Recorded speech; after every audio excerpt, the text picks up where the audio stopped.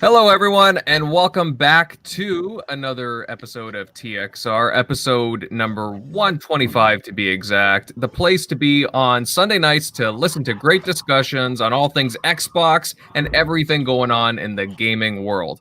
I am your host, Invader, and I'm really pumped to get into tonight's topics as per usual. But before we begin, let me introduce the TXR crew. Tim, buddy, lots of stuff to get into for sure. I know you're pumped, but hey, are you ready to go into it? Yeah, I'm not even care about introductions. Ready to get right in. So once we get this over with, we go right into the good stuff. Hey, can we start calling you the man with the million? Or no, that's Rand. That's right. 1 million impressions over the weekend. Congratulations, my friend. One day. One million. One day. Holy shit. Beast fire. Beast. Well, you were going into it, man. As soon as the news dropped, you were just like back and forth, just dropping shots. It was great. You had all the receipts. Oh, man.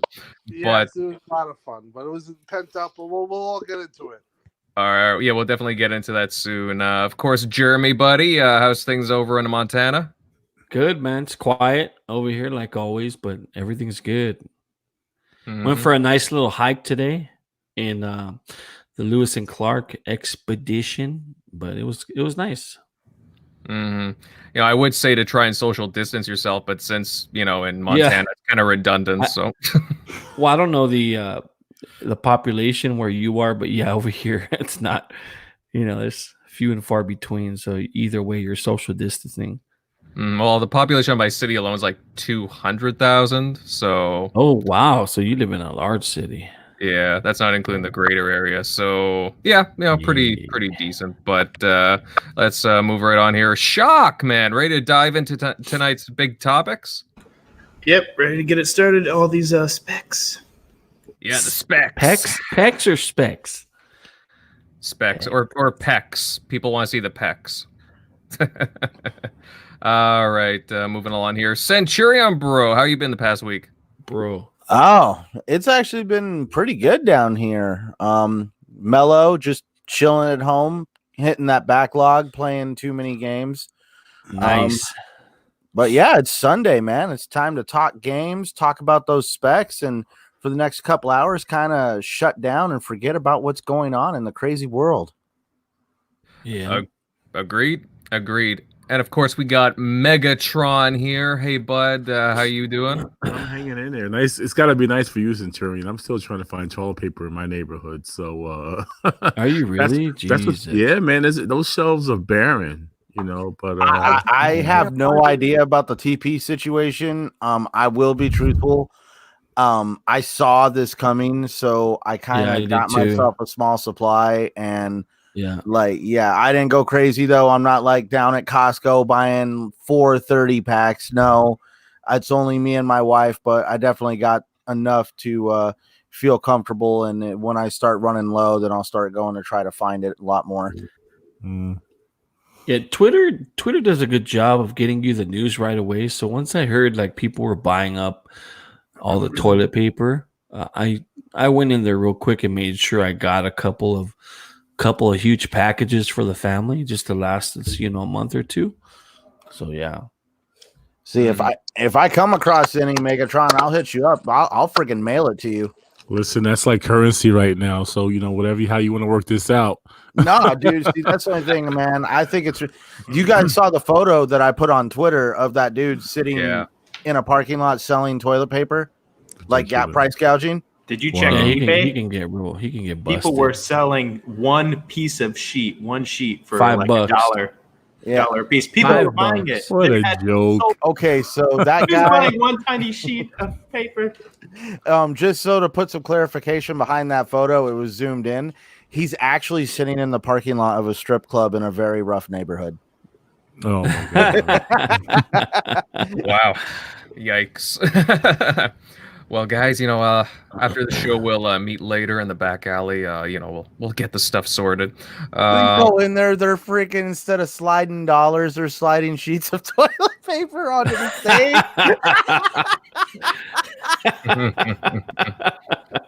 Over here, there's no alleys. We can go in the back of the woods, but no alleys. You want a lap dance? It's a whole roll. Yeah, whole roll. Whole roll. Yeah, just the whole roll would don't get you stick it between the cheeks. That would have been an insult. That would have been an insult 2 months ago. Now it's a compliment. Now it's a tip. Imagine what they'll do if you whipped out a bottle of like hand sanitizer. I mean, honestly, I cannot. I went to my local supermarket, and I went to CVS. I cannot find toilet paper myself, but my wife thankfully had picked up a bunch. But yeah, you can't buy it. So, Meg, if something does come up, maybe we'll send you out a package if you can't find it. Oh, I appreciate the support. We'll just come out here. Now, do you have any Megatron? Oh, we have some, but it's just we're about half, and it's starting to panic a little bit. All right, I'll send you some. Take a shit, jump in the shower. Yeah, Oh my god. Yeah, You know how many people are saying that? Oh my god. I saw that tweet. That and you know how many meme. people are really doing Dude. it? There's a lot of people doing it. So It's all fun and games until you're locked up in quarantine with a backed up bathtub. Don't shit in the bathtub. What? Hey, have you guys Oh, ever seen the dude. movie Demolition Man? Just use the 3C. The 3C cells, right? Yeah. I don't care what, but dude, my wife has very long, beautiful hair, and yeah, if you don't keep up on your drains, nope. That's what I'm just saying. It's all fun and games. Mm-hmm. Yeah. All right. Hey, I'll get your address after this, Megatron. I'll send you some. We'll see how the middle of the week goes, and then if we don't get anything. now they only let people have an ability to get one. But even still, like the lines at Walmart were at 5 o'clock. See, now Walmart in my area used to be 24/7. Now they're shut down. Right. And they open from Makes they have an open and close time because people are just buying. You can't even find ramen. The top shelf ramen, little square packets. Except beef You flavor. can't even find that even. Yeah, That's- can't find- Ramen's the best. Yeah, I love it still. It is I bad love for you, that. and I still love it. But you can't find anything. Between that, the liquor stores being jam packed. No, there's plenty of Corona though. Yeah. I don't know about that, guys. I went to my liquor store and it actually, it was still selling pretty good. It's just people don't really care about the beer virus. It's just, they just want some liquor, right? A lot of these liquor stores, there's going to be a shortage because a lot of these liquor stores I'm hearing are converting to make hand sanitizer. I guess the federal government now has the power to be able to take some of these companies and tell them it's okay. Yeah. Well, have you The tried? federal government will pay you. It's like the state or the federal government will pay you. Yeah. So, like, if you make it, you'll get paid. And it's just rubbing alcohol and aloe vera gel, and just some fragrance. Just if you want it to Well, smell you can use vodka too, but it's expensive. There's a distillery where we live, and they're making hand sanitizer for the store. So yeah. Yes. Well, everybody beware the beer virus. Interesting times. What a time it is. Very unusual times, to say the least. But guys, before we get into the topics, this is just a reminder that we do currently have a giveaway going on for a digital copy of Ori and the Will of the Wisps. Just head over to our Twitter, look for the pinned tweet on how to enter, and the giveaway ends tomorrow evening. So definitely get on that, check it out. We want to give this sucker away. And who do we got here so far? Crazy Greek Dude, Mr. Kima, All About to Beats, Graphic God. Hey, how you doing, Jay? Hope everything's good in Nova Scotia. 9 Lives, thanks for joining. Shizno Elite, great to have you a part here, pal. Always great to see you in the chat. And more people are filing in. Guys, let's dive right into our first topic this evening. And Xbox, they've really been on a roll with information being provided for the Xbox Series X. And earlier this week, we were given the full specs for the system. And, we knew some stuff before because they've been dropping little tidbits, but now they've really spilled the beans. And it's confirmed that the Series X will have 12 teraflops of power behind it, specifically 12.16, if I'm not mistaken, with 52 CU at 1.825 gigahertz. it's truly making it a beast of a console, to say the least. Also, heavily talked about is the storage drive, as the Series X will utilize a pretty fast SSD with some of Microsoft's own proprietary tech, and it near eliminates loading screens. They showed off State of Decay loading side by side on the Xbox One X, and the differences are just night and day apart. It is very impressive. And I'll just get on to one other point. Storage is also confirmed to be 1 terabyte, which I'll admit it's kind of a little disappointing, but it's much better than, well, let's just say other options out there, to say the least. 10 games, 100 gigs. Yeah, but guys, panel members, let's talk about this here. Let's dissect it. What do you guys think of the full specs now that they're revealed for the system? I know Tim has a lot to say about it, but it's still, to me, it still remains to be seen if the studios have the talent to take advantage of the hardware. It's is it fair to say that? I mean, would you guys agree? I mean, they think they definitely have the talent. We were seeing that with the Hellblade, like with the facial animations that you saw in Senua. Yeah. That looked way better than anything I've seen in even the newest Last of Us right now. I would agree, but to me, if we get first party games like Crackdown 3 and State of Decay, not that those games are bad games, but I mean in terms of, but those are outsourced. That's the problem. Right. But go ahead. It's the whole, at this point, always bringing up Crackdown and all those games that at this point, we understand Xbox really needed some help this generation. They definitely had a major misstep. And I was actually watching a documentary very recently with Vince McMahon after the purchase of WCW, where actually stocks started to fall because they had no more competition. And he was talking about at that period of time, they had to take a half step back to get themselves in place to take 5, 10, 100 steps forward. And that totally reminded me of Xbox. They took their half step, with Don Matrix trying to create something that people didn't want. They lost studios. They got rid of a lot of first party title games. Tim, there's a lot of feedback on your mic.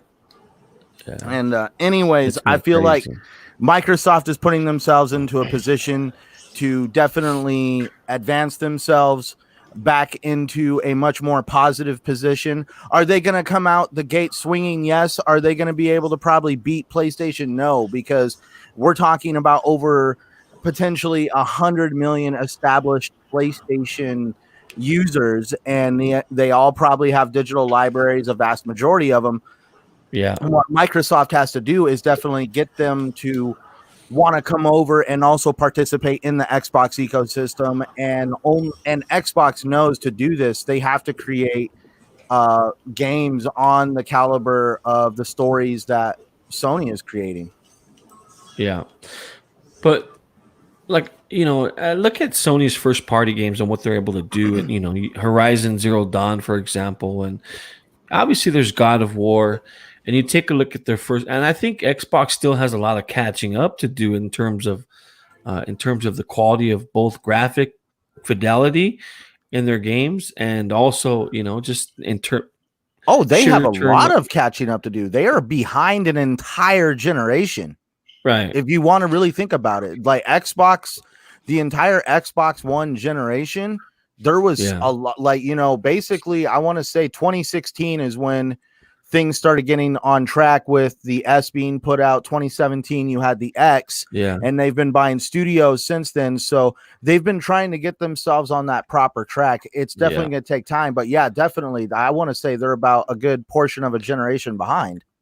And I also think that, we have the power narrative, but, we talk amongst each other on social media. That's all we're going to hear for 2, 3, 4, 5 years once these games come out. And you can't, you take a look at these Sony games that are probably going to look amazing and play amazing, and that's all we're going to hear about the power narrative. What does it matter? What power matters then? So I think we have a lot of catching up to do in that regard, but yeah, they're off to a good start. You know, we have the narrative now. I don't know what the Sony fans are thinking about when they you know, you've seen some of their tweets and some of their comments, but you know, for a second, you know, you take a look at something like Minecraft with ray tracing, and Invader, go ahead and pull my screen real quick. Let me see here. You have it on Makes me here? for the Okay. first time in my life want to maybe So you take try Minecraft. Yeah, exactly. So you take a look at Minecraft ray tracing, and this is Minecraft for those who are on YouTube right now, not listening on the, you know, on just a regular podcast. But this is the DXR off, and you can see once it's turned on how it completely transforms Minecraft into like a totally different game.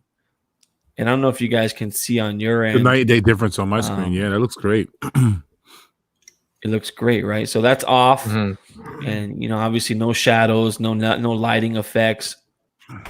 And then Minecraft DXR on, you can see. I mean, it completely just revamps the experience overall. I mean, look at this light source right here, incredible. So I think if I was Xbox, I'd be marketing that. I'll show a short video real quick and Especially not get too far into it, but. Yeah. Yeah, exactly. But here's a short video. And you can see the transformation on what the game could look like, and it's completely amazing. I mean, look at the lighting effects. Crazy. And this is all from ray tracing It's all from ray tracing, different textures. Video is tanking the frame rate on my computer.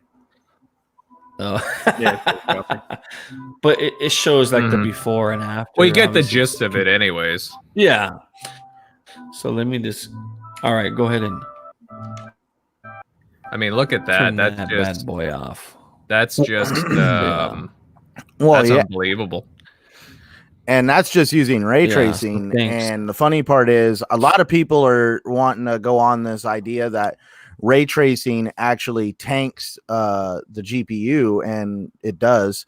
I've even seen how ray tracing, if you watch YouTube videos on how ray tracing affects frame rates.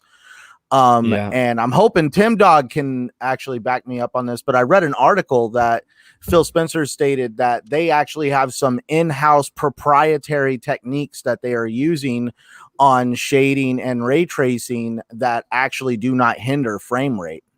And then also, really quick, if I can piggyback off of that. Now, they're saying, too, that there is hardware built inside the system, separate, that works in conjunction with the GPU, or is it all one thing?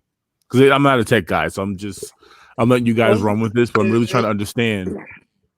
Like, you know how you have a dedicated sound chip? You know how we have it? So we found out we have a dedicated sound chip, right? Is it something similar to that? Yeah, in layman's terms, from what I've understood, and it's something that I implore everyone that's curious about it to watch Digital Foundry when they go into it. They also it's the interview with Andrew Goosen, who's the lead architect for Xbox, and he basically talks about how the ray tracing works and how basically it's equivalent to 13 teraflops of added performance in a certain way. When I'm not gonna I don't understand 100% how they're doing it, but they basically say that when they're using ray tracing, that it's an equivalent to 25 teraflops of oh my god of performance. Yeah, that's what I heard too. Yeah, and that number, like I said, you'd have to go to the Digital Foundry article, and maybe we'll post it up later. That's on the deep dive, but basically what's being said is that for years, hardware ray tracing, or just ray tracing in general, was just way too extensive to run. So now they built it into the hardware where it actually can, you can in some way offset some of the performance, or you can get performance using what they built into it. And it's gonna be very interesting to see what they do with it, because As of a year ago or even 2 years ago, if you had other than a 2080 Ti, you weren't able to get this type of stuff, and even with that, you were getting it sparingly. So this is going to basically, I think it's going to be a big thing in the industry and in the consoles moving forward. But overall, from a tech standpoint, I think Microsoft knocked it out of the ballpark. They knew they had to be the strongest. They knew that they had to, they had to get that crown. Anybody that says that it doesn't matter is lying to themselves, because you could just see the fallout from Wednesday or since Tuesday, since Sony put their specs out, or since Wednesday. People have been making things up. People have been basically damage controlling to the utmost extent. It's all about the speed of that solid state drive. So they got it one generation over to them. Right. So there's a lot of things that have been going on. It's like a car. It's like, listen, if you're gonna get the top of the line Lexus, you're gonna get the top of the line Infiniti. If one of those cars is 380 horsepower and the other one's 350, but they're in the same line, that's a big deal. And if one of them has more torque or whatever, that's a big deal. And in this case, Xbox got it from a bandwidth perspective, from a teraflop perspective.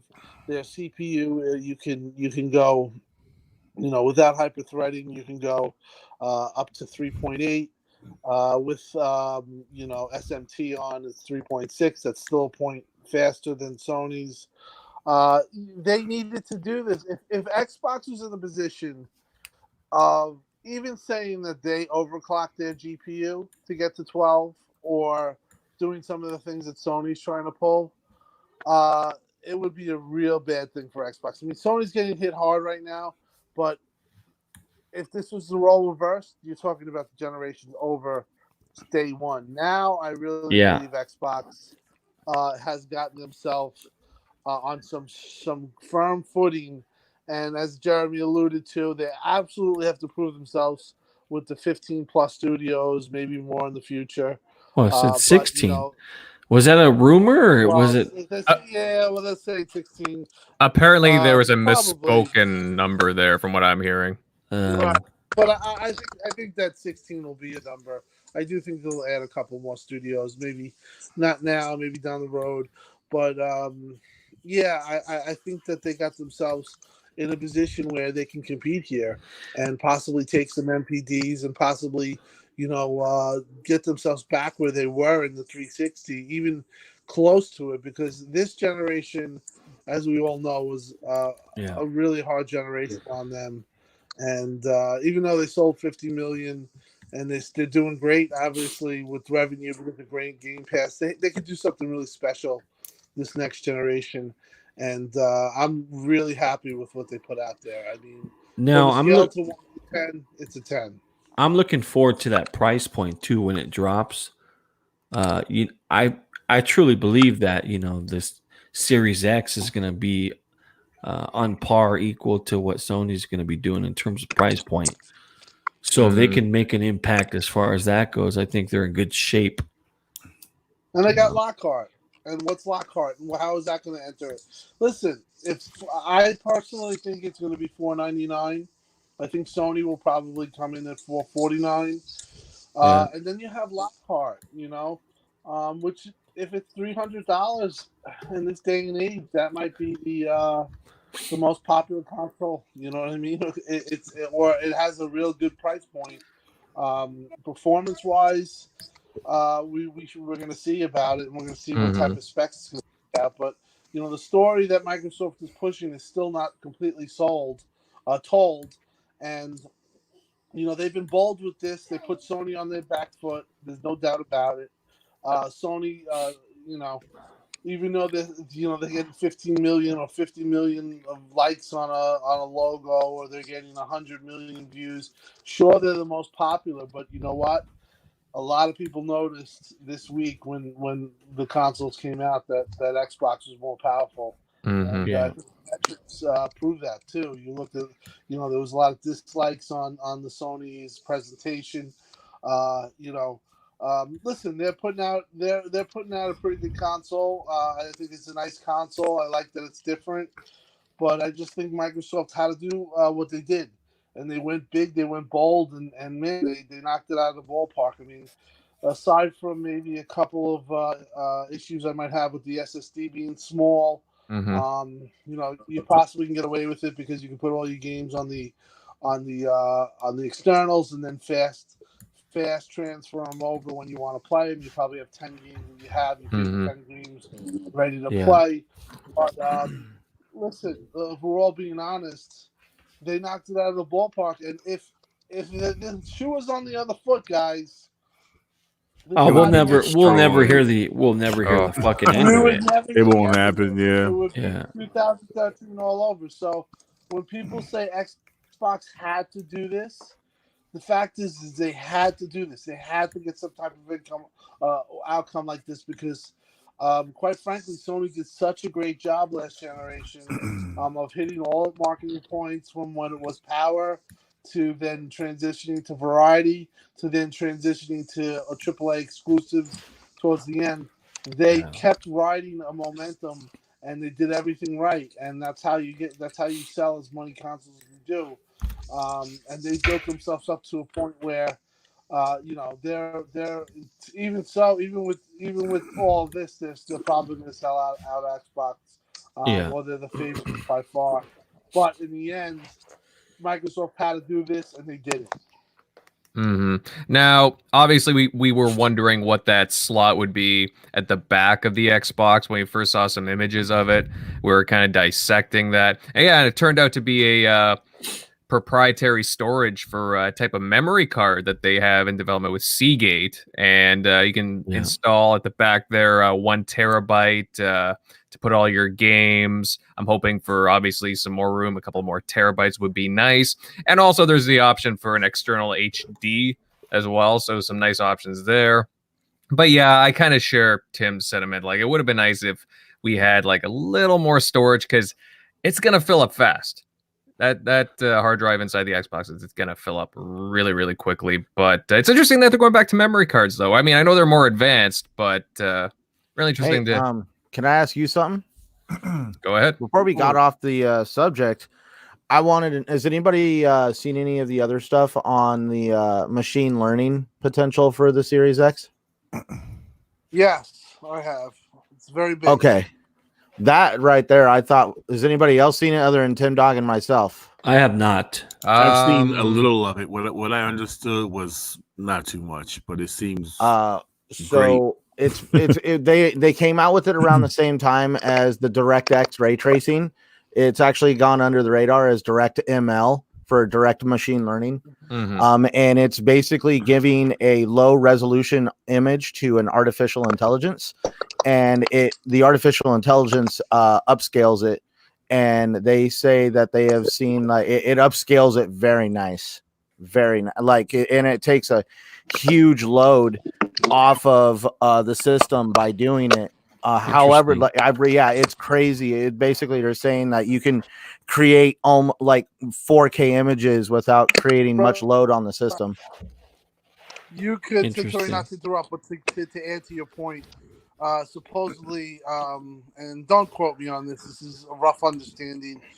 You can take 25% of a texture, and because of the machine learning, it will take that texture and obviously display it 100%.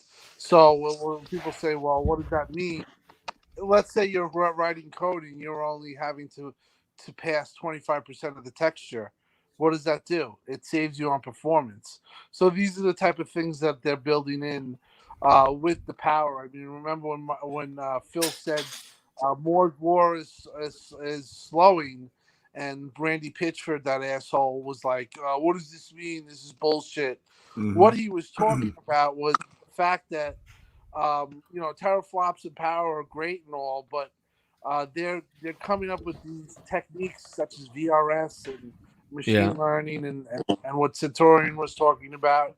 And they're making things that were once really hard to push or develop for or to get, and they're saving you performance. So things like that and shortcuts like that are helping in the developmental process is all part of this too. And kudos to Microsoft because, they explained that they had machine learning, which I'm very surprised that they announced that. It's an RDNA2 exclusive technology, and they also said they had VRS. Now, Sony did not say they had either one of those, so that's one of the questions that has to be answered on that side. Yeah. But for Microsoft to have those two things, with everything else with their console, it's just a really well done, well homeworked console. They did it up there. From I don't know a lot about tech, but since you're on what you're talking about, are you basically saying that screen tearing is like a thing of the past, or? He was saying that like a developer could basically ship a low resolution game and the AI would convert it into a 4K image that would look pretty much so in other words, it would look like a native 4K image. You wouldn't be able to tell the difference. It doesn't use the raw power that would normally use. It would just so the power can be used for other things. That's how they're saying that by giving it the 4K, like you're talking performance. So now this machine learning is going to be responsible for resolution, where now it can push frame rate. Now you're talking, 4K, 8K resolutions at 120 frames a second. Wow. Not 8K. 8K, 120. Right. Well, this is the goal for it. I'm not saying that it's gonna do it. Right. Well, 8K is another story, but this is when you even talking about those numbers, and you have even an indie developer saying his first game is going to be 4K 120 from, I believe. I don't know the studio, but he did. It's on the internet articles. But what Centurion's really saying, what we're saying, is that it's just something to give them more ability to push more power. It's giving them it's just kind of a shortcut in a way, and you're saving on performance. It's also an easier way to develop a game, because if you don't gotta go in there and create all these 4K images because a machine's gonna do it, you're able to concentrate on other things. Yeah. Yes, and I've asked people within Microsoft about machine learning, and basically my answer was, what I got back was that it's something that's not now really that's going to be prevalent, but in the future it's a big thing, and it also somehow ties into the cloud and Azure servers. Certain things such as, and I talked about this on RDX, certain things like with xCloud, like they're going to put these anacondas in the racks to be used. The servers, right? Okay. Right. Yeah. So one of the things that's cost effective and makes it cheap for Microsoft to do this is if nobody's playing on xCloud, those server blades, those nodes can be used, and they can be used for Azure cloud functionality. So basically, once they're put in, they're going to be either used for xCloud, or if they're not in use there, they can swap it over and they can use that power, and they could basically use it for Azure servers. That's crazy. It's things like that make it cost effective and easier for Microsoft to put these things in, because it's still doing the work that Azure is doing, but if it's not doing that work, it's doing xCloud, so it's a win-win. We need to get David on one of these days, because I'm also looking up this thing too called DirectX 12 Ultimate. Now, was that all incorporated? Would you know that, Tim, or have you heard about that yet too? My understanding is that there's still a lot of stuff they're going to talk about.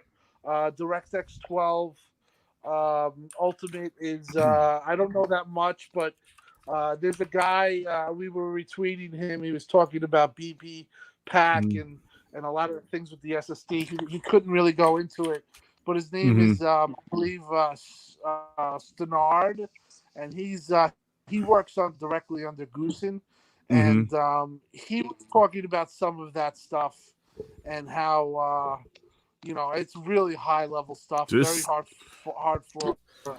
This generation looks like it's going to be awesome. Well, with even Right. our last generation. Since we're on the topic, you guys have taken a look at Doom Eternal and the tech they've been using with the I think it's ID Tech 7 or something like that. Insane. Yeah, Oh yes, it's great time to be a gamer. I mean, this generation. Kudos to even Sony. And all the jokes aside, they both went balls out right now. These consoles are awesome. They're RDNA 2. And like last generation, you think about it, they went with an old ass CPU, and they went with mid range cards like 7750s at the time.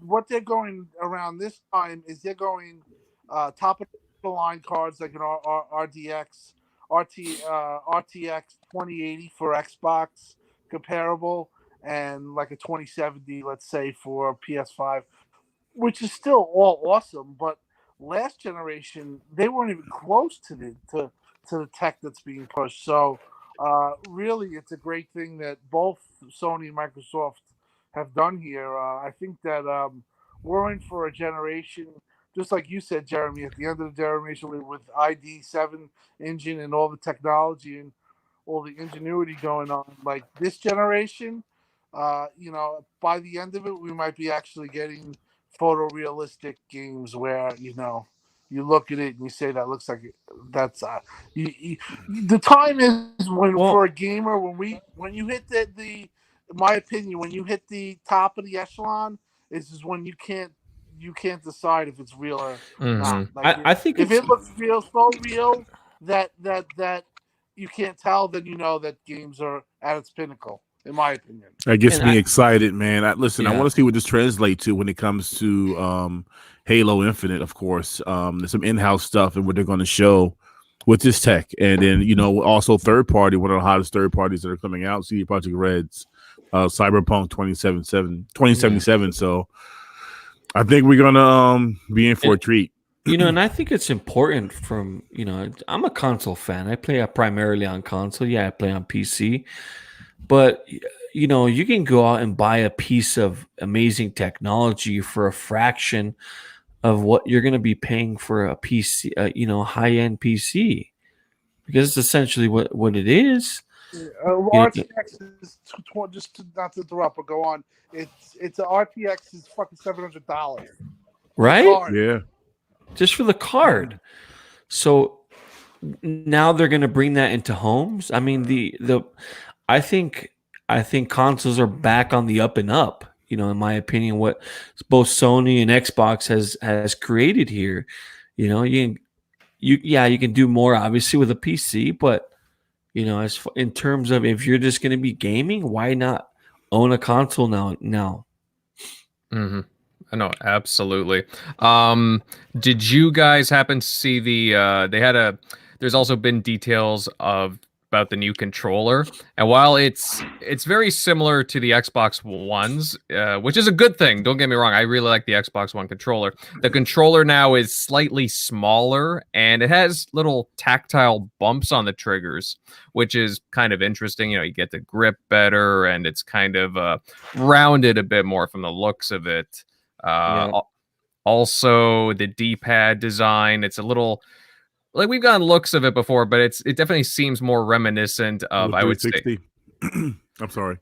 Oh no, actually you're right. You know what? I didn't really think of it like that. I was gonna say the Elite controller takes some points off of, but yeah, actually the 360 controller as well. That's a good point. And there's also a share button. I think we talked about that before, but guys, there's like no menu swapping now, because before you had to like go back into the menu and press the jewel and that's horrible. So now just a share button, which is kind of nice. It's Bluetooth obviously, and so you can connect it to a few other different places, which is a good thing. And they confirmed that we can still use batteries, so there's no internal charging. So how do you guys? I was hoping for eternal charging, but oh well. I'm a battery Not type me. of guy. They're making it smaller. I got big, huge hands, man. I like, I wish, believe it or not, I wish the controller was a little bit bigger. For my point, I just like the old Xbox controller. that F control. I love that F controller, man. It felt good for me. You know what I'm saying? You got one of those Dukes from Hyperkin? The Dukes. I got Jeremy gave me one actually. I have two Dukes. But yeah, about that. I'm definitely liking the design of it. You don't screw up what's been really successful, and that has been the design of the Xbox controllers. And no, it's looking good. It's simple, but it does the job, and it does look like they've improved on a lot of aspects of it, which is nice. So can't wait to get my hands on that.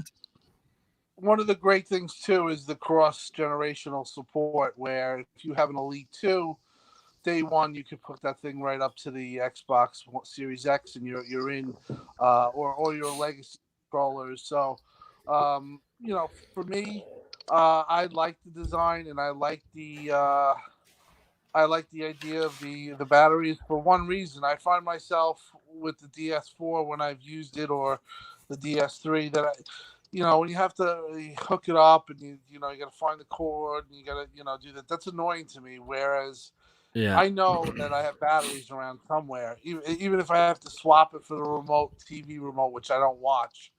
There'll always be two batteries. And for me, for the convenience, I like that portion. So for me, and a lot of other people I've seen, just they prefer the batteries. Some people prefer end lopes. I prefer it. I do think that it's pretty cool that some of it could be internal, but I find that with internal batteries, once that battery goes, you're dead, and you're dead in the water. And after 2-3 years, most will work probably, but there's going to be those controllers that you need to have plugged in. And for me, that's just a no-go. So I just rather have the ability to change it out. It'll be cool if we can use our old Play and Charge kit from Xbox One. We can, though, right? Well, we'll see. I don't know if the battery's the same. Oh, you mean from one controller to the other controller? Yeah, just take the battery out of that one, put it in the new one. I would think so. That's a good point. That's a very good point. Mm-hmm. So well, they did. Questions. Mm-hmm. What? I mean, they say that it's built with that in mind, but then what can we really take over with us, right? So, I did want to mention a lot of that stuff's third party, though, right? I mean, yeah. Go ahead. Go ahead, Chuck. Oh no, I was just going to mention. I've been seeing this a lot lately, where people are trying to spin that the CPU in the PlayStation is better because it has 36 compute units that are higher clocked.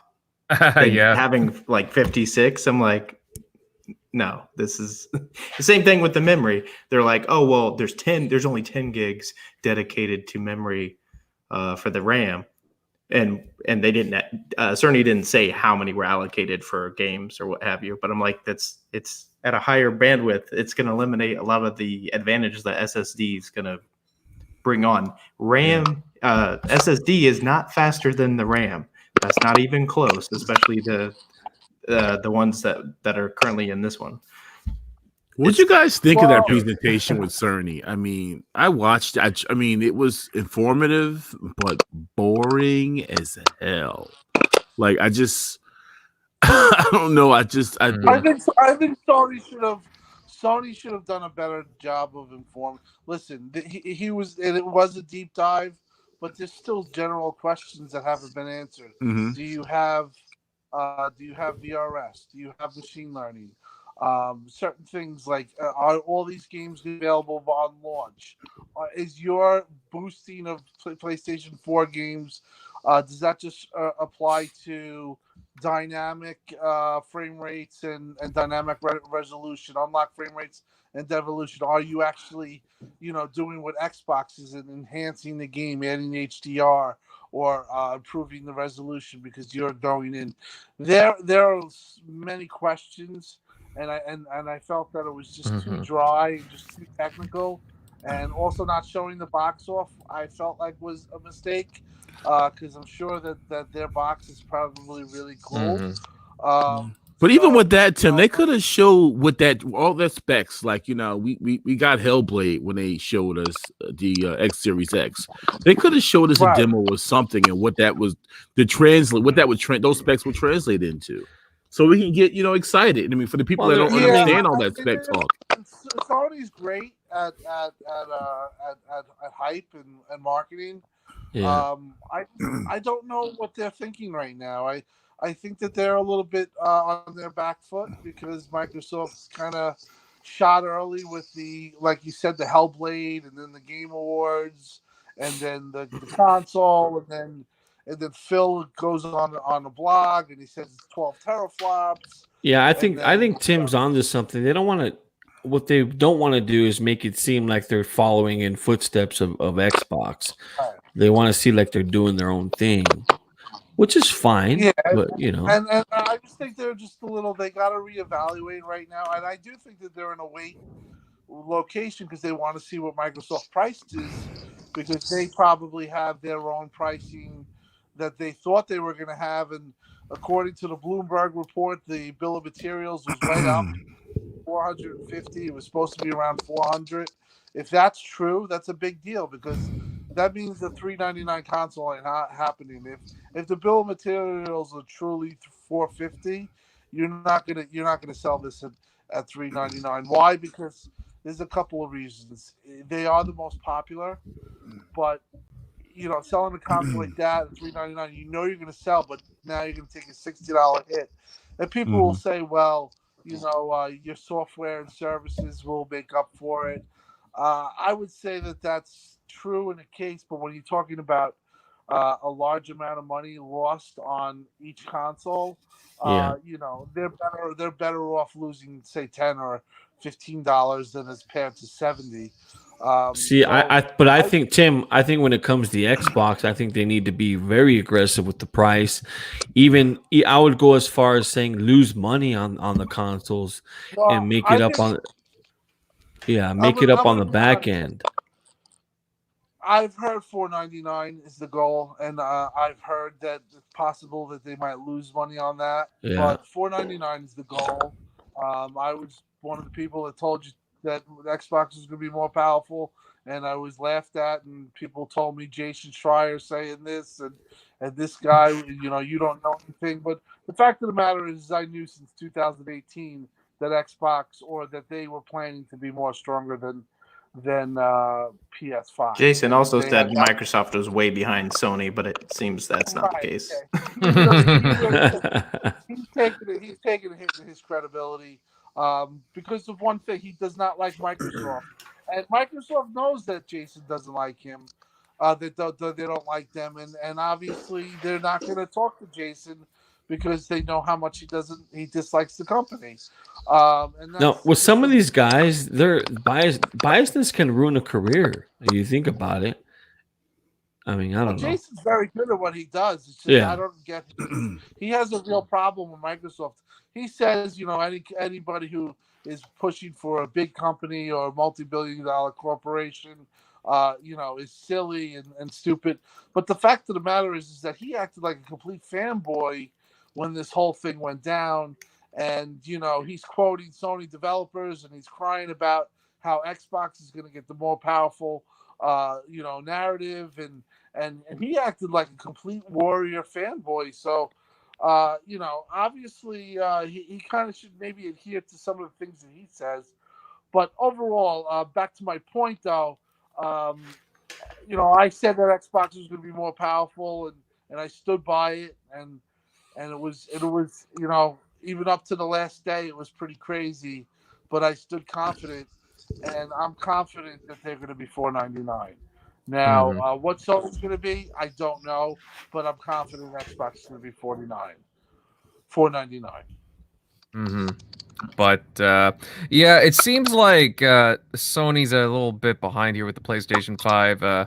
According to what they released, it's going to have 10.28 teraflops of power, though I think it's a bit variable from how it's from what they put out.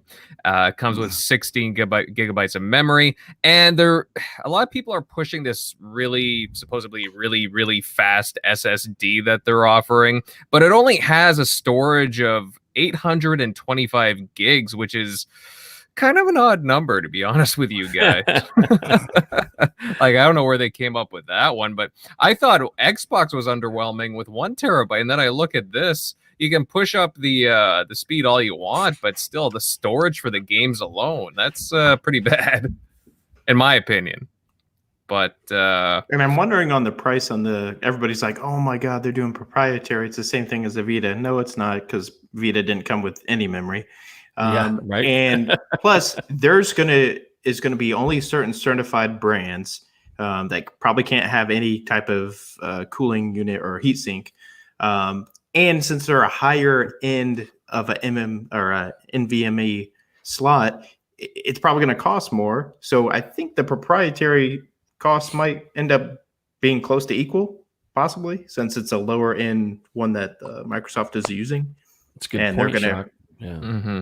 So if they're both $499, that's gonna be some shit. If they're both $499, and you don't know if it's gonna work exactly how you might have to still switch over your game to the internal SSD because it might not work like what Microsoft did. They made sure it matches the exact same, specifications of what the internal SSD. It's no different. Yeah, SSD technology is still very expensive. Yeah, it's getting cheaper, but I was taking a look online at some of these SSDs that Samsung offers and other companies, and some of them are outrageous. If the technology is still very expensive. So I don't know how they're going to make these cards affordable. We'll see. I think in time they'll come down. I think with Sony design with the double the speed of Xbox Series X, I do think that is an advantage for their first party. Third party is not going to utilize it other than load times, but for their first party, you think of, in my opinion, things that they could do that's kind of different or really kind of exciting is maybe a whole world like Ark. You know how there's tethering in Ark where you go from one portion, and then when you're like 40 meters away, you can't be you have to be like zoomed in. Yeah. Like they have to bring in. I think the ability with this, you would be able to have non-tethering worlds or fast loading, expansive, huge worlds. So making everything seamless, in other words. Right, yeah, and I think that's a really cool thing, and I do think their first party will utilize it. I just think that their first party will probably utilize it in the next 2 to 3 years, where you really start to see something that is pretty cool. But I think it's something that to the effect that Xbox can't do. You got to realize Xbox is a very fast SSD drive itself. And it's definitely probably have a little bit of slower load times, but the worlds and the expansive worlds, I think that Xbox can get to them as well. I just don't know. Maybe Sony can have a little bit of a bigger or more expansive world. But for all that, I think that while that's really cool, I don't know if that's where I would throw them. If that's where their money went to. I kind of would have went with the meat and potatoes, the GPU CPU combo, because the majority of your games, first of all, played on third party, and who knows what the real games are. A lot of the developers that Jason quoted was Sony guys, Naughty Dog, and a lot of them were just saying that SSD in general was a game changer, not specifically the difference between PS5's SSD and Xbox. That's the game changer. They did not say that.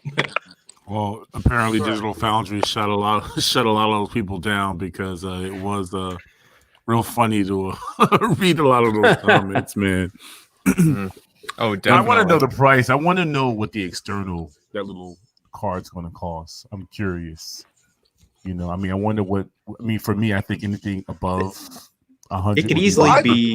It could be 200 because there's no way PS5s. Those don't even exist yet. You can't even get ones compatible to that on the market. They're easily going to be more 200 or plus. So So let me ask you guys, because I got in trouble when I brought this up, and I said an insanely high number, and then I looked it up, and it was even higher than that. What do you think that expansion card for Xbox will be? 1 terabyte. How much do you think it will be? Not more than 100 in my book, I don't think. Oh, it's definitely gonna be unless they're maybe they get some crazy deal out of it. I don't know. I think they're gonna be about 179 to 225 range, 230. 1 terabyte expansion. I hope not. I'm gonna say I'm right there with Jeremy on it.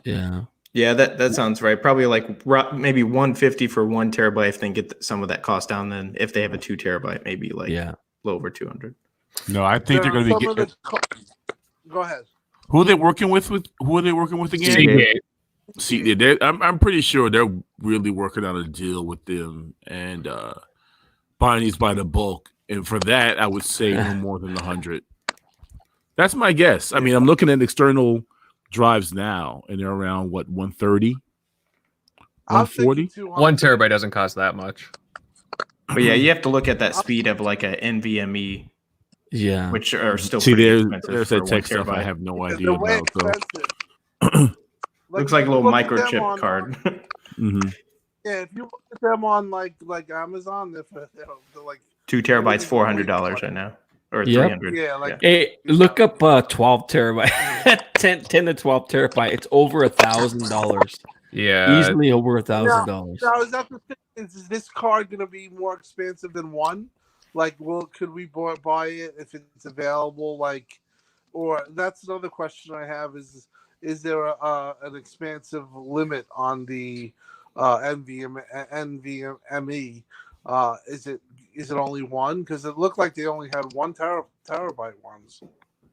I didn't know myself too. I would probably want to go for the biggest one that I can up front. I like having my games on tap, like right there. I could see him having a 1 and 2 option probably at launch. Oh, that would be nice. Our drives are going to be filling up pretty quickly. I mean, you look at the size of games now. There is that compression tech though that like it's going to keep the files lower. I was wanting to actually kind of hit on that, and I'm glad he brought it up. They've used that compression tech recently on ESO. They brought that game down from over 100 gigs to like just over 60. Yeah, they did the same with Sea of Thieves. They did a couple other ones too. Yeah, so I've seen some of those games shrink. That's where I'm kind of wondering what the file size is really going to be of these next gen games, because next gen is implementing a lot of tech we've never seen before.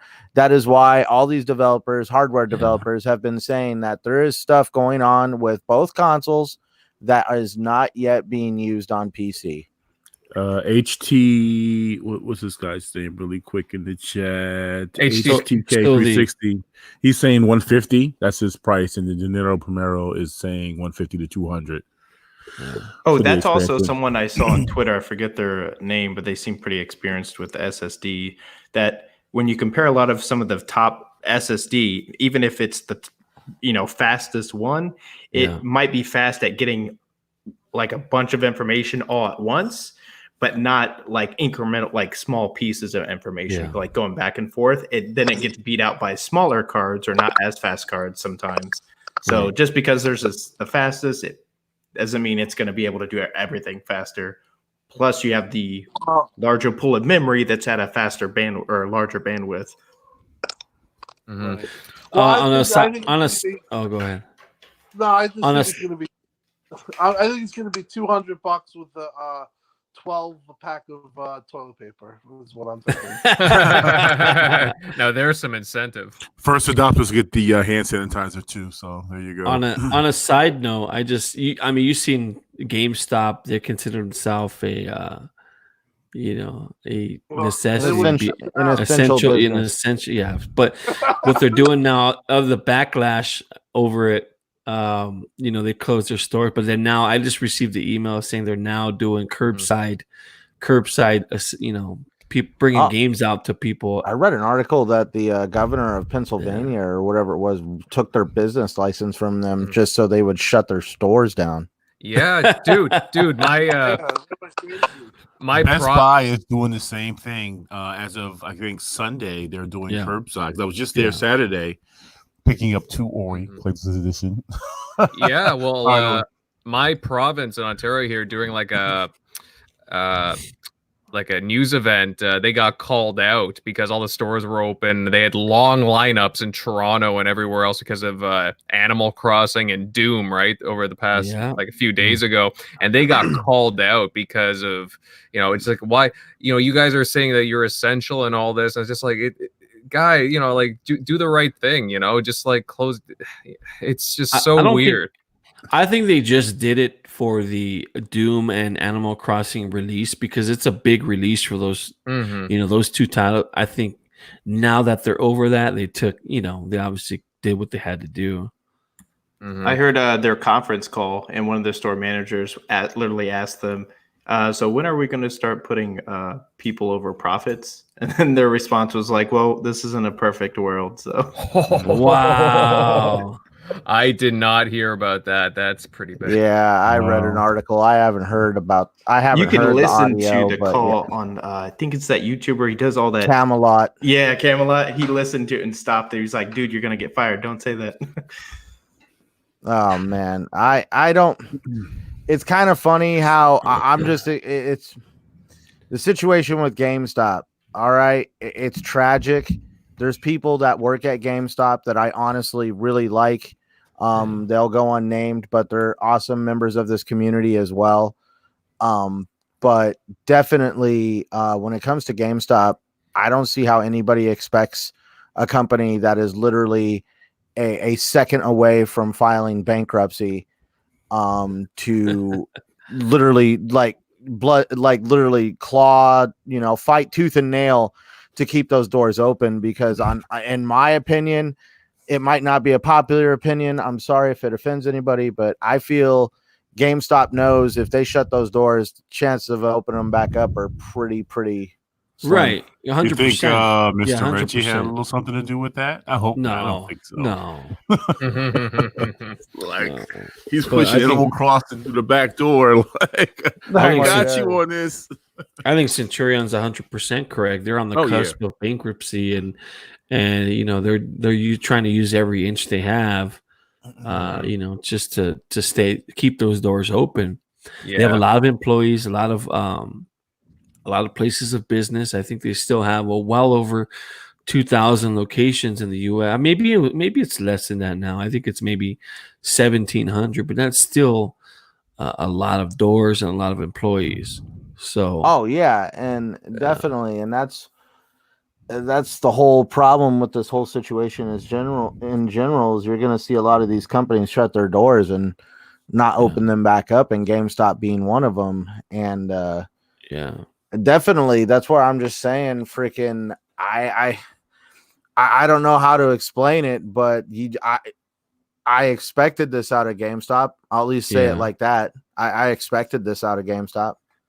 And not to get too political, but if for a company like GameStop, I don't believe they deserve a bailout. If that's the case, if they go under. The funny part, oh my God, this situation right here would be the one thing that literally could get them bailed out, because if they did shut down as a result of this, after everything was all said and done, it could be filed in as on like an insurance thing or some kind of bailout. You see, if the government did the right thing and took a look at their finances and say, hey, you don't deserve a bailout. You were down down spiral since 2017, 2016. I don't believe they deserve a bailout. You deserve bailouts. Definitely. Yeah. So anyway, not to get. Go ahead. Oh, that's cool. It's cool, guys. No, it's actually good that you brought that up too, because that was a decent chunk of news that came up as well. But I'm glad to see that they have shut their stores now, and that's good. But moving on to the next batch of news. And Xbox has given an update, I guess you would call it, to Xbox Game Pass Ultimate. Members will now get regular perks, which include DLC, in-game content, and more stuff. Right now, they're offering stuff for Phantasy Star Online 2, World of Tanks Mercenaries, Sea of Thieves, and Smite. Now, it's a very interesting addition to Game Pass Ultimate. I always was curious if they'd add in DLC at some point. So, color me pleasantly surprised on this. Guys, how do you feel about this latest addition to Game Pass? Yeah, it's very cool, no doubt. You take a look at what the retail establishments were doing, companies like GameStop, where if you reserve your game here, you get this piece of DLC or content, but in a way they're doing the same thing now with Game Pass. We get special perks. Take for example in Sea of Thieves, the Ori, was it the Ori flag or Ori? Dude, that Ori ship on Sea of Thieves. Yeah, I'm sorry, man, but I'm gonna be definitely sailing that thing. Yeah, no, actually, I thought it was pretty cool the way that they had it up. So and that's good too. Now. Yeah, You got dude. I mean, like, come on, Megatron, dude, like the ornament on the front of the boat, at least on the galleon, is the owl coup with Ori on top, and like, I mean, it looks really, really clean. The sails, the flag, and they're doing it very smartly too, because if whatever you can do to get people to play, I think it's important. And I don't know how many people are playing Sea of Thieves right now, but hey, whoa! Me and my wife have plans to play here either tonight or tomorrow. Yeah, I didn't mean it as a joke, but I know you guys took it as a joke, but yeah, whatever. But no, yeah, getting people to play. I feel like you have a copy of Sea of Thieves sitting in your man cave back there that you just spit on every time you walk by. Step on it. Yeah, he was traumatized one night when he was playing with Megatron, and don't put me to blame. To be fair, I use it as target practice. No, I was kidding. Speaking of that, don't ever play with Tim or Megatron Sea of Thieves ever in your life. It's bad. I'm playing. It's best to play with Britons. Yeah, you get that. You get that British humor while you're being a pirate. It's the best. Oh, you want the accent and everything, right? The full effect. Yeah, you have way more fun. That comes with the Ultimate Edition of Game Pass. You get to play with Britons. So as far as the other, perks, again, getting people to play, getting back into these games is a good thing. It's a very good thing, and it's just another thing on the list to sell Game Pass, which is important. So. Mm-hmm. Now, keep in mind, this is the Ultimate. It's not for the regular. So, right. But still, it's more incentive to go for the Ultimate. You get this DLC, whatever in-game content. Like for World of Tanks, you got. I took a look at what it was, and for World of Tanks Mercenaries, you got this pack of tanks or whatever, and it's listed as I think it's $60. Yeah, I saw the retail values of some of that stuff, man. Yeah, like the retail, it was pretty substantial. Like such a great game too, by the way, World of Tanks. Yeah, it is a great game. But also, let's talk about the DLC adding that's being put on some of these games, like Final Fantasy 15.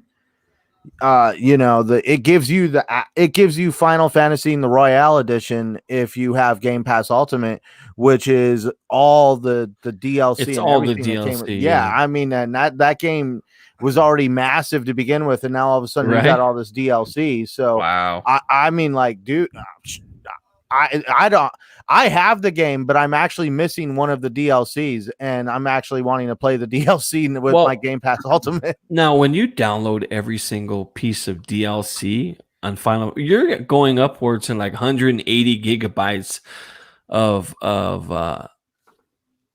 just a game. It's just crazy. Mm-hmm. It takes forever to download. I think the game itself is like 80 gigabytes. And then you have the multiplayer, which is another 50, and then you have another piece. Oh, actually, you have the option now to download multiplayer separately. They divided it. But that's the point. It's still crazy. It's crazy hefty. If you want all the pieces together, it's like almost 200 gigs. Wow. I got to get back into Final Fantasy 15. I started it, and I don't know what happened. Distraction. I like that it. It's a good game. Royal edition, yeah, adds a worth lot it. more onto it. It's definitely a game that I'll definitely be with everything going on with with us staying home more often. It's definitely one of those games that just kind of you could play and enjoy, and it's got such a very good story that it's a story that could pick you up, especially with what's going on right now. Yeah, definitely. But yeah, I have it on my backlog too, and I've been meaning to get into it. But there's been a couple of games that came out recently, and it's like I really want to dive into those. In fact, I am right now. And that Doom is nice. Oh my gosh, man! So I want to nice. try it so bad. You know what? I'm really I'm 20 something hours into Ori, and I'm trying to finish that game at least before I try to buy another game, Doom, which I really want next on my list. But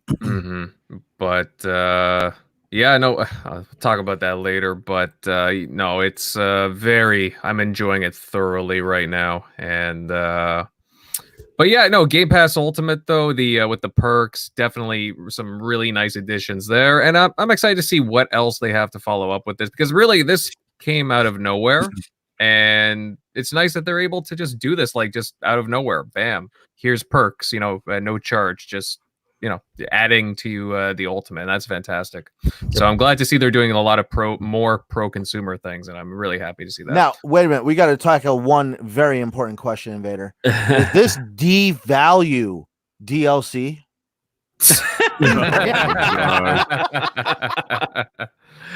Oh my God. You opened up a can of worms right there, my friend. Oh my God. Right now, somebody's probably got a vein popping in the head right now. What did he just say? Devaluing? What? Devalue.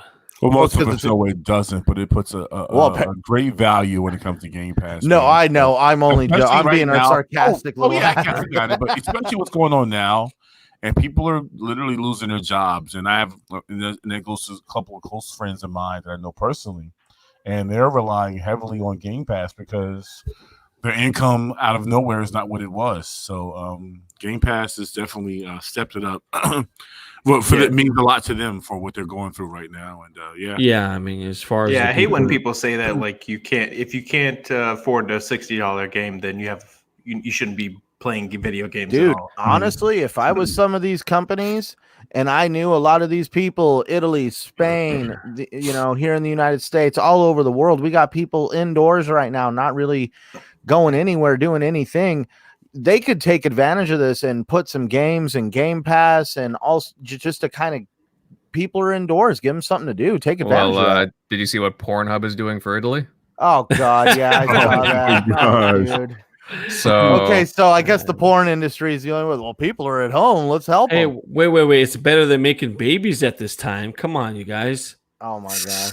Actually, you know what the funny part is, dude? Let's get a pool going. Let's take some bets, but let's talk about how many kids are going to be born. We're expecting a baby boom during this time. We're going to have a baby boom about 9 months from now. Depending how long this lasts, but you could see an increase in the you know what? I'll take that bet because a lot of these kids are going to be home from school for the rest of the year. Oh my God! That's why it's like the pandemonium and the headache alone. I doubt it. I'll bet you $10 easily on that.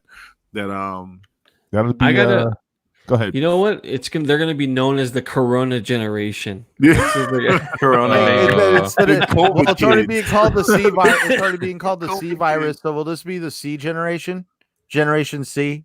Generation China babies. Oh, Generation beer. Hey, let's not call them that now. Be careful. I love how Trump says China. No, it's China. I was like, China. Dude, why'd you say it like that?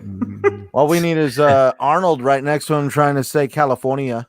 California. Oh, have you seen his Twitter with his donkey and his pony in his house? Oh, yeah. Oh my God. Actually, you know what? Schwarzenegger. We don't need to do that. And a pony in the house? Yeah, he uploads a video. It was like, we're staying inside. It's hilarious. You gotta watch. We don't need to do that because Bernie just thinks everybody people will die. Everyone with 100 million people will die. That's what he says. At least he's out here. Like Biden won, and then he disappeared. And also free ice cream for everybody. Oh, red line. Red lines. We got way off track. But yeah, well, anyways, guys, the virus is getting to us. All right, I'm gonna move on to the next topic, but obviously that's a good thing, though. What I think is a really pro-consumer thing, what Microsoft's doing with the perks. But we're gonna move along here, and guys, there's a new. Yes, there's a new rumor that's popped up suggesting that Sony is looking to purchase a bunch of IP from Konami. Now, supposedly Sony is interested in acquiring the rights to Metal Gear, Silent Hill, and Castlevania, all those IP.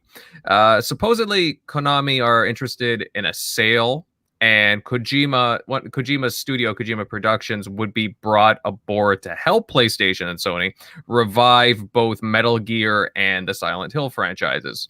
Also, along with this, Castlevania would be rebooted for the PlayStation 5 as well. Panel, obviously, we need to take all this info with a grain of salt, but do you guys see PlayStation wanting to buy these IPs from Konami? If that happens, Invader, I'm telling you, I said this in DM, and I'm telling you guys right now, everybody listening, if this happens, I am officially jumping to PlayStation. I swear. You guys don't believe me. I'm officially jumping ship.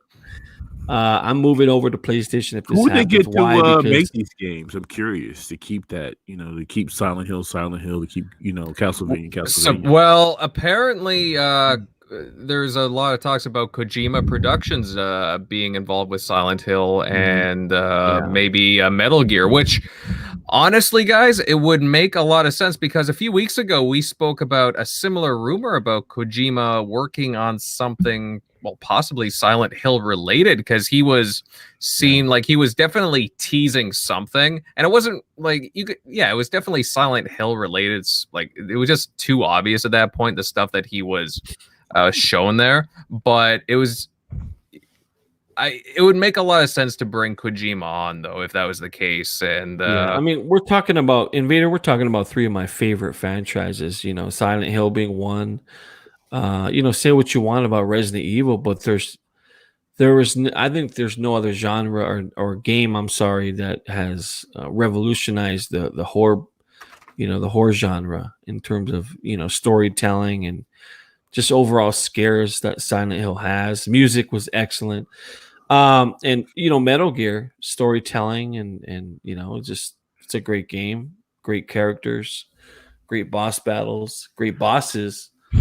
And I mean, I really enjoy the other series as well. So I hope they don't. Castlevania is one of my favorite of all time too. So hopefully not.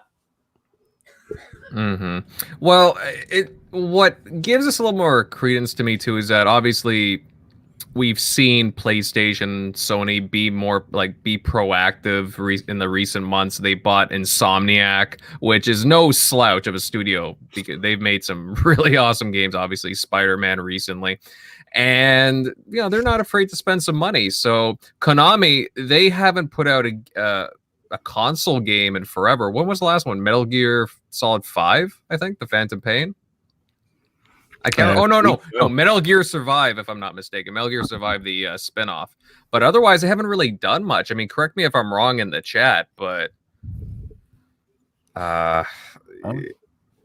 honestly, it's I don't know. It's just an interesting thing. It just means that if I want to play these games, I got to play them on PlayStation. I'm not going to leave my Xbox and my whatever how many games I play, up to 800 games, to switch platforms completely. You just have both consoles. If you want to play it, then you'll be playing it on PlayStation, and you wait for it to come on PC. This day and age, I mean, you got to make money, and I think when you have games like this, you keep it confined to just one platform when there's already a multi-plat then it's just kind of a lost situation. I mean, in the short term of things, it's great. You'll draw people over to PlayStation if that's what you want in the ecosystem. Definitely, that's the goal. But I think everything to me, I think sells, and I think fan base is on both sides of the fence. I say sell it. Listen, I'm all for Sony making the game and it being on both platforms. Wouldn't bother me not. Not gonna happen. Not gonna happen. I get it. Like, it wouldn't bother me either too with a game like Ori. I've had so much fun with Ori that I want people to have the same experience that I had. And I don't. Yeah, but I'm the kumbaya guy, I guess. South's always called me that, but I just love a great game and people to play it when they have the opportunity to play it. Speaking of games, Centurion, you there? Yes, I am. Have you played that board game yet since you're ordered to stay inside?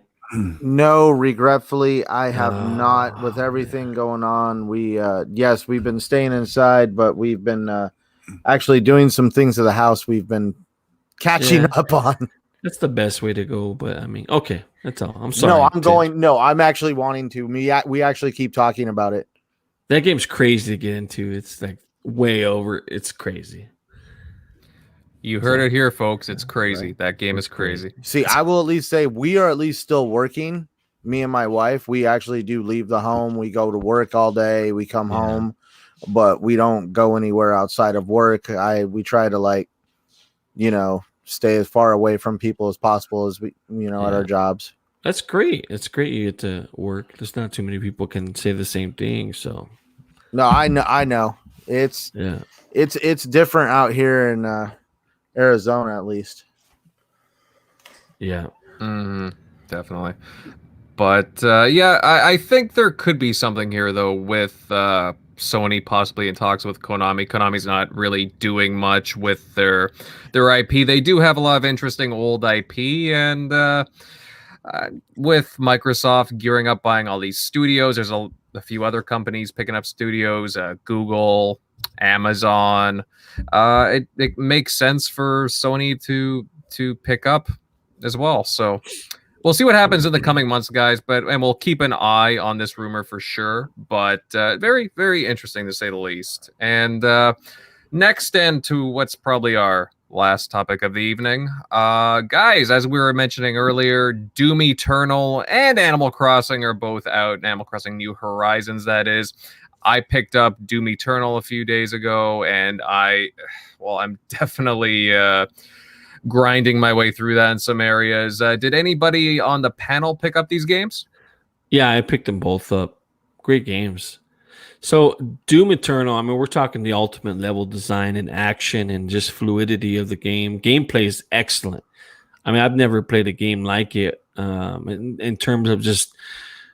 You feel like a badass in the game, and just the level design, the way the game flows, it's just a real treat to first-person shooter.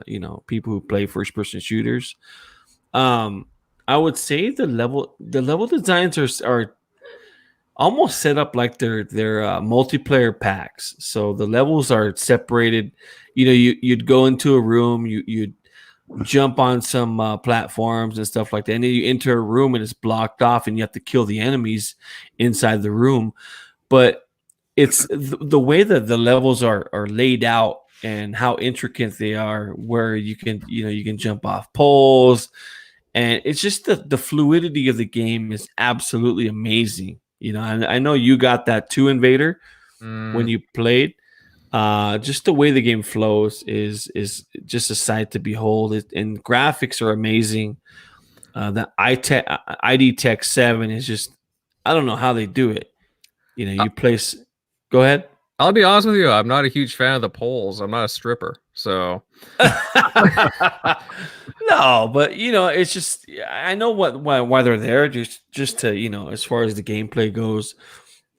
Just are you finding yourself getting lost? Like I played. No, last one. I was getting a little lost in the last one. I heard some people were saying it was the same thing. I heard it was gorier too. By the way, I heard it was more goo. Well, what's great about it? What's great about this game is, I mean, before you could bash the enemies in, and you could cause all kinds of damage. This one, you can actually chip away at their armor, their flesh. You can see the muscle and the bone when you're chipping away at them. You can shoot off guns. It's really impressive, and the character models themselves, the detail is really amazing. They got a lot more color to them. They got a lot more. Well, you're gonna say it affects the gameplay too. Mm-hmm. So I found that really interesting. Like I got this perk where you can beat someone senseless and embarrass them, and you get a perk from that where it could speed up your, just overall speed in the game for a brief 3 or 4 seconds. And there's different gameplay elements that make the game special to play on top of the great story and characters, because like I said, you just feel like a badass when you play the game. Now, speaking about being a badass, you're gonna appreciate this, I know, but the soundtrack, wow. Oh yeah, it's heavy metal. If you like heavy metal, I think Centurion's the only one. Maybe Shockley likes heavy metal, but wait a minute, I've given the impression I don't like heavy metal. No. I said you'd appreciate it. Oh yeah, no, okay, yeah, I would definitely appreciate it. I think Shockley likes heavy metal too. I mean, I'll listen to it if it's in the game. That's Wu-Tang forever. But You hey, ever watch Metalocalypse? put a Wu-Tang track in that, Metal- I'm down. Metalocalypse. If it sounds great, I'll listen to it. But So then I did end up getting the kids Animal Crossing. I bought a copy for myself too. So I'm currently playing that, at night, either when I go to bed or in the morning when I'm not doing anything. And they made some tweaks to Animal Crossing to make it more less grindy, I guess you could say. I mean, I think Shock would agree. I think he spent some quality time on that game, but the ability to, how can I put this? The ability to change your home around now is a little bit more seamless as opposed to a chore like in the past. And, they made the navigations a little bit different now, and that you can create waterfalls, and your whole island now basically becomes your home. So it's pretty cool. I don't know if you guys like Animal Crossing, but I'm a big fan. I want to try it. I've seen a lot of tweets about it and stuff on Twitter. I don't know. I want to buy either one or the other. So I'm trying to think. After I beat Ori, what should I buy? You think? Should I go for Doom? I mean, I like all types of games. No, you got to go with Doom. Doom's great. Yeah. Oh. I definitely want to pick up Doom as soon as I can. With everything going on, we just kind of like hunkered down on our spending just to kind of see what direction things are going to go. Maybe it'll come to Game Pass. Oh, that too, soon, of course. But Well, the first one's on Game Pass, so maybe eventually. But yeah, Shock, didn't you pick up Animal Crossing? Yeah, I scored with I got it late just with Amazon and for pre-order, and then they sent me an email like, "Oh, we're giving you back $10 because I guess they price matched it with somebody." So I was like, "Oh, sweet." Oh yeah, that's right. Yeah, you said that. But yeah, I just picked that up because I picked up the Switch that came like last week or something like that. Did you open it yet or no? Oh yeah, the new Switch is pretty. How sick. is it? It's pretty cool. Yep, it looks, because I had the original one, so I wanted to get the new screen and better battery life, but I didn't want the light. And because Nintendo's totally dumb with their cloud storage, still can't figure that out, even though the Vita had that on lock. So having two Switches is just terrible. So what's up with the new screen? I don't understand. It's just a better screen. It's brighter, so it's truer color. Okay, is it the Switch Lite screen or is it? Yeah, it's okay. It's kind of like that in the Switch Lite. It has the newer screen as well, just not like the better. Okay, because I have a better battery life. The edition came with Animal Crossing. Was it both or just the Lite? No, in America it came. Game did not come with this system, so that's why I got the system a week before the game came out. Travesty. Which Switch did you? Is it the Switch Lite or the one with the Joy-Cons?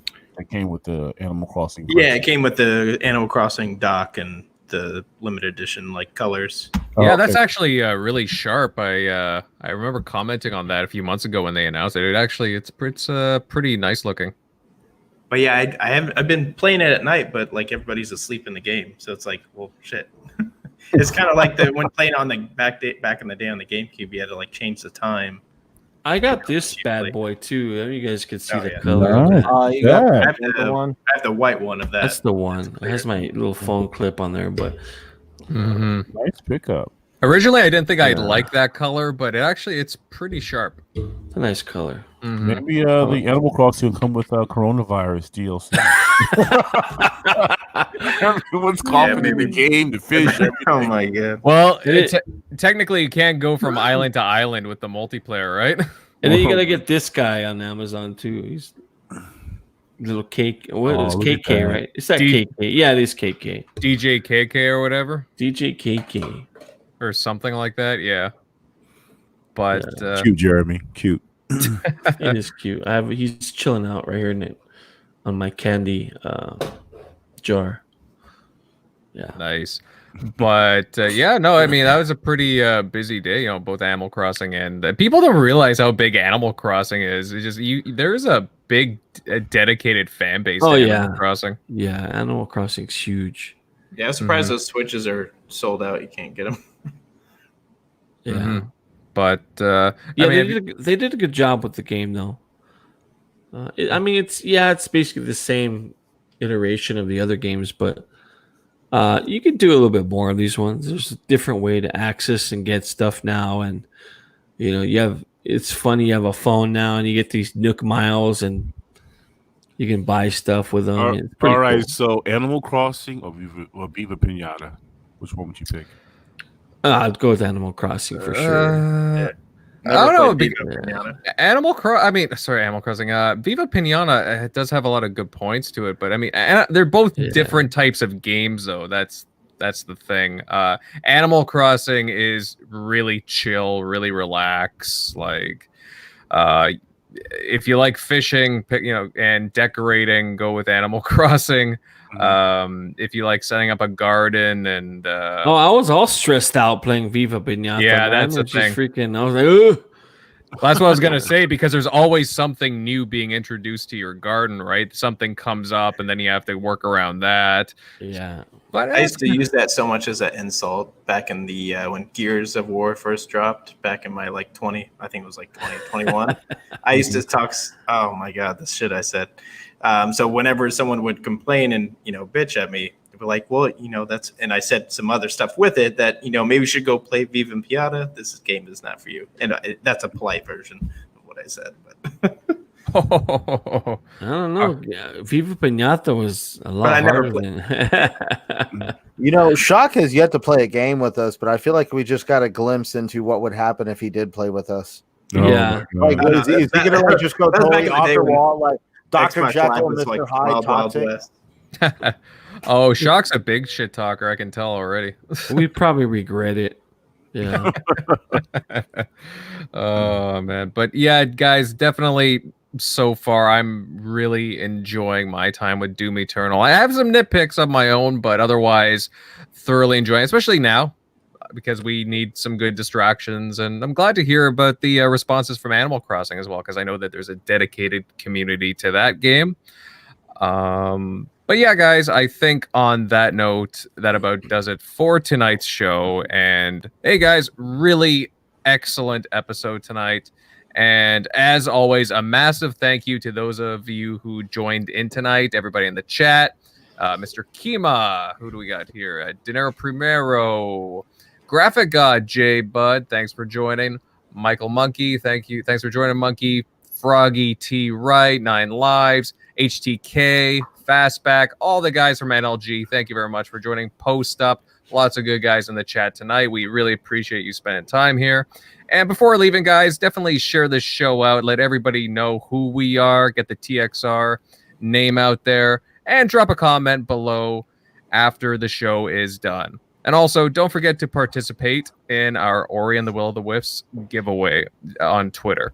Now, let's get to the panel outros. Jeremy, hey, some great comments tonight, bud. Where can everybody follow you at? You can find me on Xbox Live when it's not down.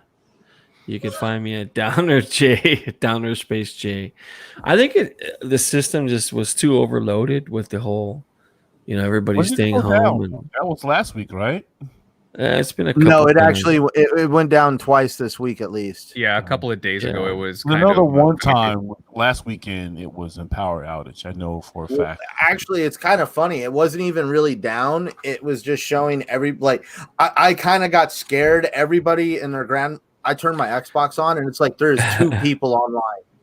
Mm-hmm. Everybody was offline. Like, dude, it was like almost like, like don't be scared. Zombie apocalypse status stuff. You're like, there's no way everybody's offline.